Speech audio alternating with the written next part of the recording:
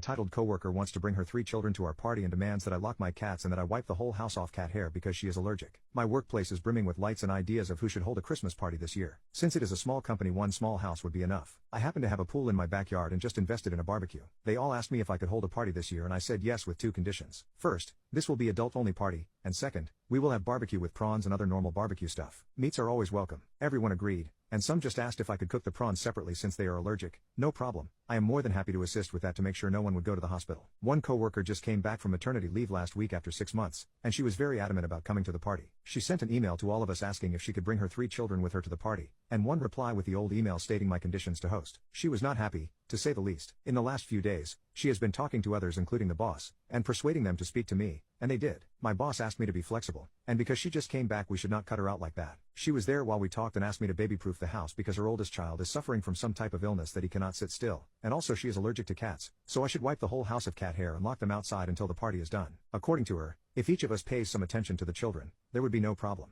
The youngest will stay by her side. I straight up said no, I would not baby-proof the house, and I would never lock my cats outside for any reason. I told her and the boss that she should not join the party since there would be alcohol and hot barbecue, and the pool would be dangerous to children without supervision. I made it clear that I agreed to hold the party because everyone agreed with my terms. If anyone is unhappy with that, they are more than welcome to hold the party at their place, and I will not complain. She stormed out of the boss's office with tears in her eyes. Some people told me to keep the office peaceful by just going along with her demands only for a few hours. I refused. I really don't care if anyone decided to not show up that day. If there are fewer people, then more alcohol for me, no biggie. Now, my boss decided to reevaluate the situation and sent an email asking if anyone else volunteered to hold the party. I was not included in that email. I found out through a work friend. I did not say anything and ignored it. People have been replying by email to each other without me, and no solution. Yesterday, she came in with her baby and tried to show me. I don't like any type of kid, so I asked her to leave my table and continued to work. She took offenses and left for the whole day, and her workload fell back on us since we all thought she would come back. But as of right now, she comes and goes as she pleases because there would always be something with the babies. People are telling me to stop being an and just give her what she wants because being a mother of 3 is no small job,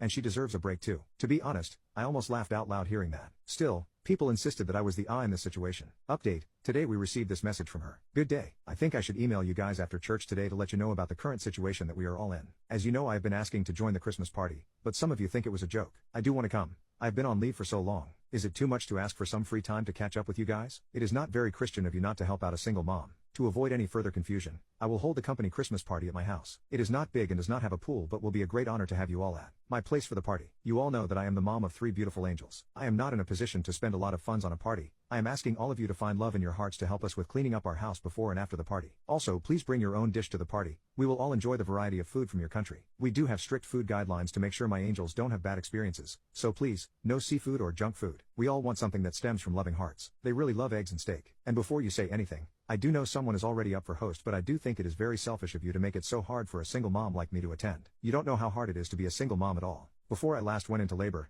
I asked Lori to have a short praying time where you would pray to God for Sunny's health, and I knew some did not do that. I did not ask for much, just 10 short minutes, but some of you refused. I am so disappointed by the lack of hospitality we single moms should receive. You know my children will grow up and take care of you all in the future. They will work, and their tax money will come back to take care of you in the future. The younger generation lacks the moral compass to have children, and that responsibility falls on us. Mom, may God shine his love. Update, my coworker came to work at noon. She started by changing diapers right on her desk. The stench left us nauseous. Someone told her we had a bathroom with a baby changing stand, but she ignored the person. I decided to tell her about it, in case she did not notice. She told me a baby hater like me would not understand the joy of having babies and should not be fussy because it would be the closest for me to be near a baby. I told her about the diaper again and stated it was really hot. The air conditioner was on full blast. The smell spread through the office, and it was just unbearable. We decided to move to the canteen outside, and we can work remotely as long as there is an internet connection. When we came back about 2 hours later after receiving an email from our boss to go back to the office, she already cleaned up the mess, but of course, her eyes were filled with tears. My boss was standing next to her, patting her on the back. Boss started telling us she filed a formal complaint. She felt discriminated against and humiliated because everyone treated her like a disease or something. No one said a word but me. I informed the boss about the incident that forced us to leave the office. Boss still said we must understand the situation because she is a single mom. Instead of complaining,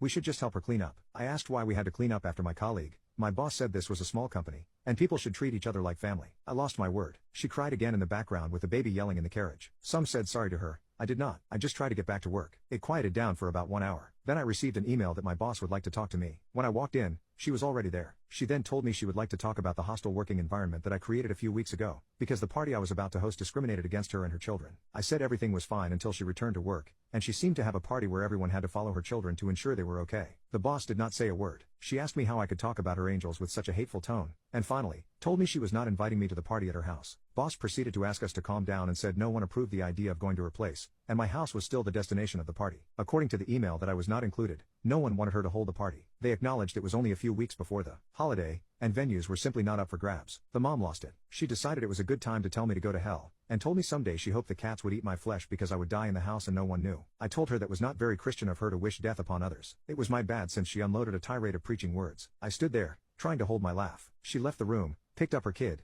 and left.